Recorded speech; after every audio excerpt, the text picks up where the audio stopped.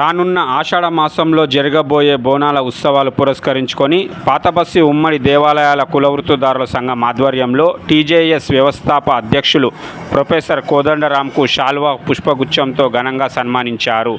అనంతరం ఆషాఢ మాసంలో జరగబోయే బోనాల పండుగకు కులవృత్తిదారులకు రాష్ట్ర ప్రభుత్వం గుర్తించి దేవాదాయ శాఖ నుండి అన్ని విధాల సహాయ సహకారాలు అందించాలని వినతి పత్రం అందజేశారు. ఈ కార్యక్రమంలో సంఘం వ్యవస్థాపక సలహాదారులు పేరోజీ మహేశ్వర్, నగిల కృష్ణ, దేవేందర్, సంఘం అధ్యక్షులు గట్టు సుదర్శన్, ప్రధాన కార్యదర్శి కొల్లు జ్ఞానేశ్వర్, కోశాధికారి బొమ్మ రాజు, ఉపాధ్యక్షులు పేరోజీ ప్రదీప్ కుమార్, ముష్కిపేట శ్రీకాంత్, బరిగెల్ల జగదీష్, కొల్లూరు వెంకటేష్ తదితరులు పాల్గొన్నారు.